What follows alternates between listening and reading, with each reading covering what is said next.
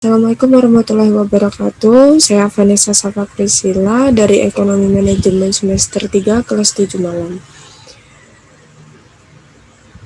Saya ingin menjelaskan tentang perencanaan dan pengembangan karir atau bisa dibilang juga karir planning.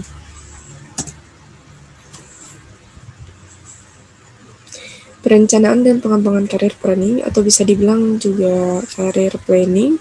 Perencanaan didefinisikan sebagai proses penentuan rencana atau kegiatan-kegiatan yang akan dilakukan pada masa yang akan datang. Sedangkan karir adalah semua pekerjaan yang dilakukan seseorang selama masa kerjanya yang memberikan kelangsungan, keteraturan, dan nilai bagi kehidupan seseorang. Jadi perencanaan karir atau career planning adalah suatu proses di mana individu dapat diidentifikasikan dan mengambil langkah-langkah untuk mencapai tujuan-tujuan karirnya. Manfaat perencanaan karir ada 8. Yang pertama, memberikan informasi kepada organisasi dan individu yang lebih baik mengenai jalur potensial karir di dalam suatu organisasi.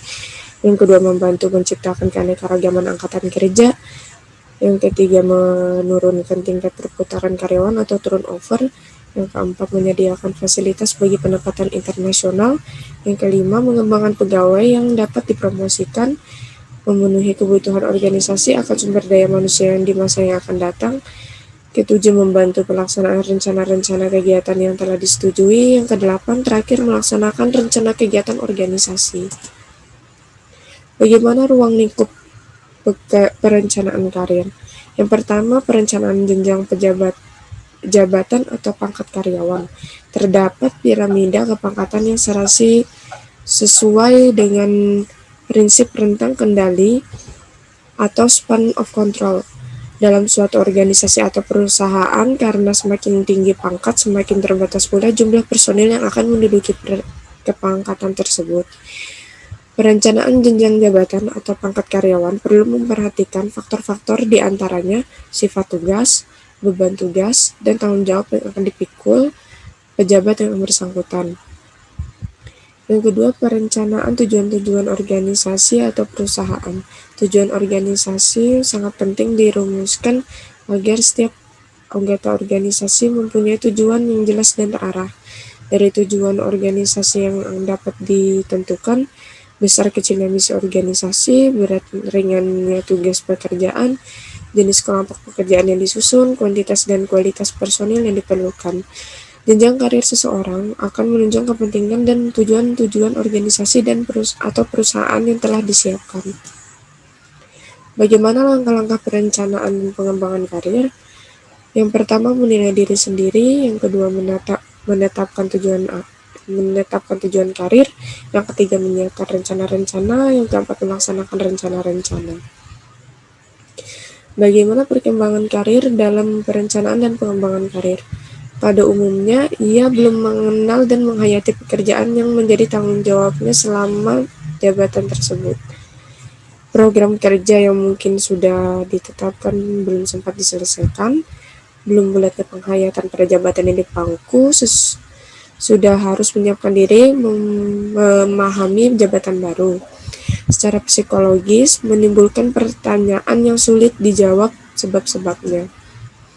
Terlalu lama masa jabatan. Masa jabatan seseorang terlalu lama dalam suatu organisasi juga merupakan gejala tidak sehat.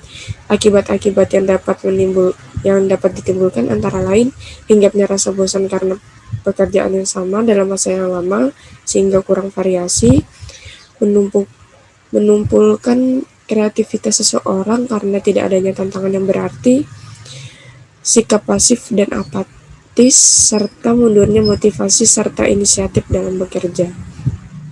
Menimbulkan iklim bekerja yang statis dan menutup kemungkinan pejabat baru dari generasi penerusnya.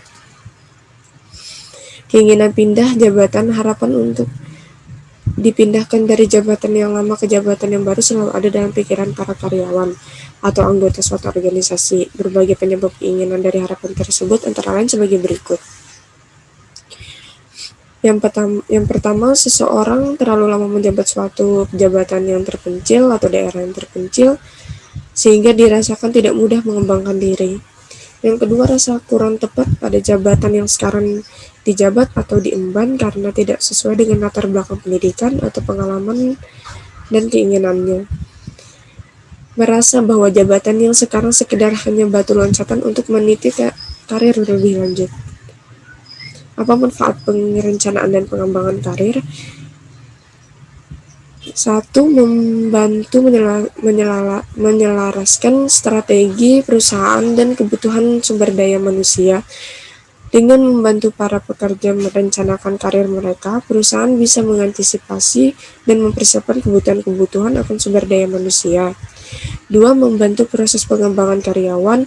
Proses perencanaan karir juga bisa membantu perusahaan memenuhi kebutuhan sumber daya manusia melalui proses internal rekrutmen, terutama sebagai salah satu saran promosi pekerja yang baik untuk menduduki posisi yang lebih tinggi. 3. Menurunkan tingkat perputaran karyawan atau turnover. Perhatian yang diberikan perusahaan kepada perencanaan karir para pekerjanya akan meningkatkan modal pekerja. Hal ini akan berakibat pada bertambahnya loyalitas pekerja kepada perusahaan karena merasa diperhatikan kebutuhannya akan berlangsung pengembangan karirnya. 4. Motivasi pekerja untuk terus mengembangkan diri. Dengan adanya proses pengembangan karir, maka pekerja akan selalu terpacu untuk mengembangkan dirinya guna mencapai karir goal yang telah direncanakan. 5. Memenuhi kebutuhan pekerja. Pekerja memiliki kebutuhan prestasi atau achievement. Salah satu prestasi di tempat kerja adalah pencapaian akan posisi yang lebih tinggi. Sekian dari presentasi, terima kasih. Wassalamualaikum warahmatullahi wabarakatuh.